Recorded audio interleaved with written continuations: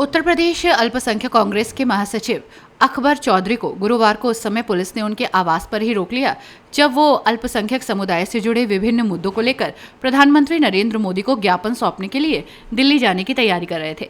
Police द्वारा की गई इस कार्रवाई के बाद राजनीतिक हलकों में चर्चा तेज हो गई। जानकारी के अनुसार अकबर चौधरी ने प्रधानमंत्री को संबोधित एक ज्ञापन तैयार किया था जिसमें अल्पसंख्यक समुदाय के साथ कथित भेदभावपूर्ण कार्रवाई पर रोक लगाने, निष्पक्ष न्याय सुनिश्चित करने और सांप्रदायिक वैमनस्य फैलाने वाले संगठनों की जांच और आवश्यक कानूनी कार्रवाई की मांग की गई थी। ज्ञापन में कहा गया कि कानून का शासन सभी नागरिकों पर समान रूप से लागू होना चाहिए और किसी भी व्यक्ति या समुदाय के साथ धर्म के आधार पर भेदभाव नहीं होना चाहिए।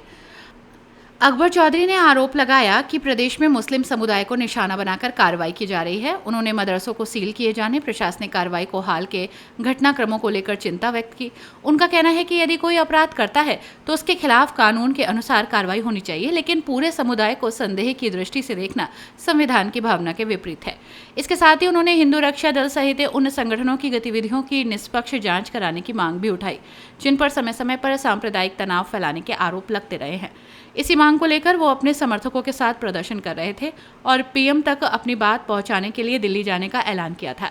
हालांकि प्रदर्शन शुरू होने से पहले ही पुलिस ने उनके आवास के बाहर भारी पुलिस बल तैनात कर दिया और उन्हें घर से बाहर निकलने की अनुमति नहीं दी।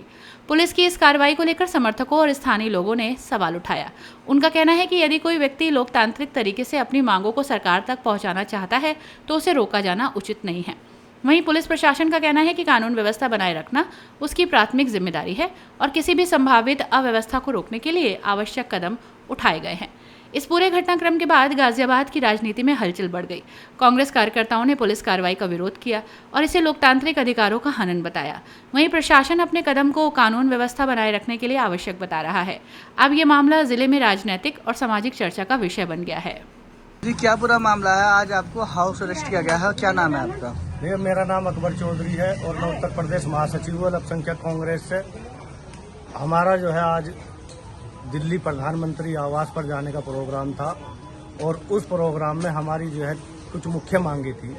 सबसे पहली मांग थी हमारी हिंदू रक्षा दल पर बैन लगाने के लिए। बैन इसलिए लगाने के लिए कि ये जो संगठन है ये हर चीज को जाति और धर्म से तोलते हैं और उसमें जातिवाद फैलाकर दंगा कराने की कोशिश करते हैं, देश और प्रदेश का माहौल बिगाड़ने की कोशिश करते हैं और मुस्लिम समुदाय को टारगेट करने की कोशिश करते हैं, सोशल मीडिया के द्वारा भी और जमीनी स्तर पर भी। तो ऐसे संगठनों को बैन कर देना चाहिए। हमारी मुख्य मांग प्रधानमंत्री जी से थी, उसी को लेकर हमारे ज्ञापन देने जा रहे थे। और जो उत्तर प्रदेश में भाजपा की सरकार में अल्पसंख्यक समुदाय पर जो लगातार अत्याचार हो रहे हैं, मस्जिद मदरसे तोड़े जा रहे हैं, आपने देखा होगा खोड़ा के अंदर एक हत्या हुई सूरज भाई की, उसमें पूरा हिंदू रक्षा दल, बजरंग दल, सेवा दल, भाजपा के लोग, गोदी मीडिया के लोग वहां पहुंच गए और पहुंचने के बाद उन्होंने उसको अपराध की श्रेणी से न देखते हुए उसे जाति और धर्म की श्रेणी का रूप दिया और वहां का माहौल इतना खराब कर दिया कि लोग वहां से अपने घर छोड़कर भागे हुए हैं। मुरादनगर में नवीन त्यागी की हत्या की जाती है, क्या वो किसी माँ का लाल नहीं था?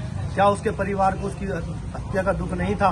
लोनी के अंदर ओमकार जो दूध के कारोबारी थे, लगभग आज 5 दिन हो गए हैं, 12 गोलियां मारकर, पुलिस के बयान नहीं, 12 गोलियां मारकर उनका अपहरण किया गया, पर अब तक उनकी लाश या उनका जीवित शरीर परिवार को नहीं मिला। फरुखाबाद में एक 2 साल की बच्ची को पटक पटक कर बड़ी बेरहमी से मार दिया जाता है, क्या उसकी हत्या नहीं है? ये हिंदू रक्षा दल, फलाने दल, ढिकड़े दल, ये कहाँ है सारे दल? क्या इन लोगों पर क्यों आवाज नहीं उठा रहे हो? इसलिए आज हमारा ये कार्यक्रम था। हम दिल्ली जा रहे थे पर गाजियाबाद प्रशासन ने हमें जाने नहीं दिया, हमें घर पर ही हाउस अरेस्ट कर रखा था और हमने काफी कोशिश की जाने के लिए, पर हमें जाने नहीं दिया। हम इसी तरीके से अपनी आवाज उठाते रहेंगे और अपने समुदाय की लड़ाई लड़ते रहेंगे। अपनी राय हमें कमेंट बॉक्स में जरूर दें। ऐसे ही लेटेस्ट अपडेट्स के लिए हमारे चैनल रॉयल बुलेटिन को लाइक, शेयर और सब्सक्राइब करना ना भूलें।